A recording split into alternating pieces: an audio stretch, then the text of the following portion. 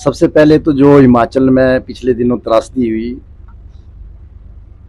उसके प्रति जिन परिवारों ने अपने लोग खोए हैं उनके प्रति मेरी संवेदनाएं हैं, और जो भगवान को प्यारे हैं उनके प्रति भगवान से यही प्रार्थना करता हूँ अपने चरणों में उनको स्थान दें।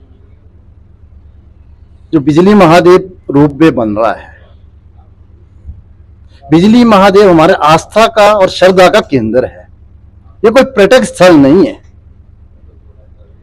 आस्था का और श्रद्धा के केंद्र पर जब जनता ने सैकड़ों हजारों की तादाद में बार बार जब देवता से पूछा,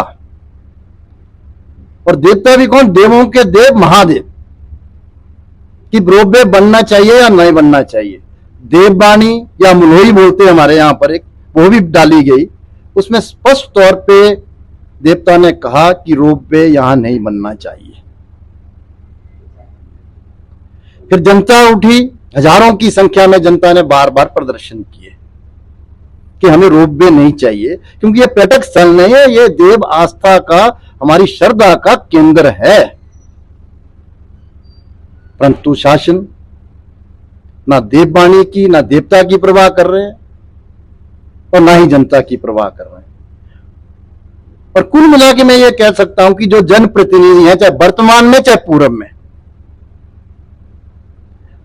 जो देवता की वाणी है या जो देवता चाहते हैं या जनता चाहती है, क्यों उनके साथ खड़े नहीं है? ये बहुत बड़ा प्रश्न आज जनता के बीच में चल रहा है। और इतना ही नहीं, जो देव नीति को मानने वाले उनके बीच में भी ये सुखवाहट है कि ये क्यों ऐसा खड़ा क्यों नहीं हो रहे, क्या कारण है। और आपने देखा होगा कि हमारे भारत में कई जगह देवी देवताओं के स्थान है। वहां लोग 15-15, 20-20 किलोमीटर पैदल चल के बाबा के दर्शन, भोले बाबा के दर्शन करते हैं, माता के दर्शन करते हैं, घोड़ों पर जाते हैं, पालकी में जाते हैं। तो बिजली महादेव पर इस प्रकार का इन जनप्रतिनिधियों का जो झुकाव जनता और देवता के प्रति ना होते हुए वर्तमान और पूर्व में, ये बहुत बड़ा प्रश्न है।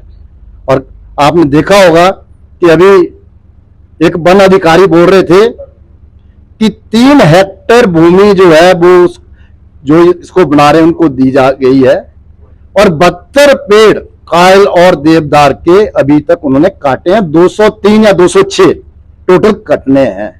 तो आप बताएं, कहते हैं कि एक हरा भरा पेड़ काटना हत्या के बराबर है। अगर आपके और मेरे बगीचे में 50 देवदार के पेड़ लगे हों तो मुझे भी घर बनाने के लिए परमिशन लेनी पड़ेगी, वो भी 1 या 2 मिलते हैं, उसके बाद नहीं मिलते। और टीडी राइट्स से, हम छोटे छोटे होते हम टीडी राइट्स के लिए जाते थे। मैं खुद भी जंगल में कई बार जाता था।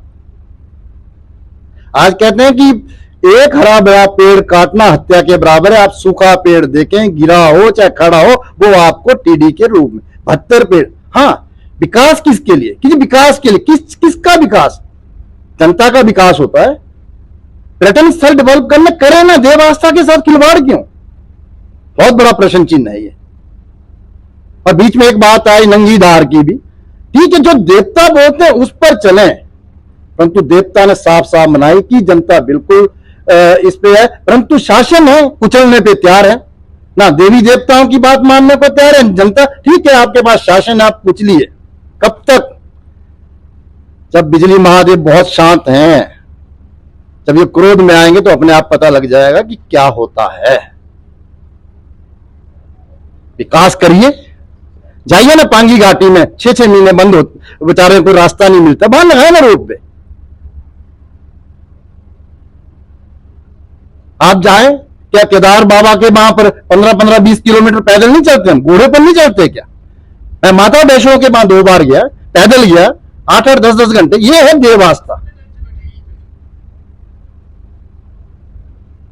तो मेरा तो सीधा मानना है कि देवता की वाणी को सुनिए।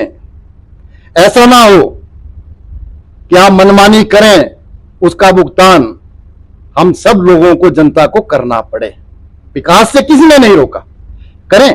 यहां तो अगर आप चलना तो 1.25 घंटे में आप कराटे से बिजली में आ जाए। अगर आप नगर जाना रोड को ठीक करते, वहां से तो 10 मिनट का रास्ता है। अगर आपको बड़ा ही लगता है कि हमको पर्यटकों को पहुंचाना है तो पहुंचाए ना जानार नगर रोड से, उसको ठीक करे ना। 250 करोड़ यहां लगा रहे, वहां लगाए ना 100 करोड़ रुपए, क्यों नहीं लगाते? कारण बहुत बड़ा प्रश्न है जो सभी नेता चुप हैं। जनता जवाब पूछ रही है, जनता पूछ रही है और पूछेगी कि देव आस्था से खिलवाड़। और मैं आपको आज बताता हूं, अगर बिजली महादेव ने वाणी अपनी दी है तो कोई दुनिया की ताकत नहीं है ये बन जाए। और मैं देवता के आस्था के साथ और जनता के साथ किसी भी हद तक तैयार हूं। शासन कुचले कुचलता रहे।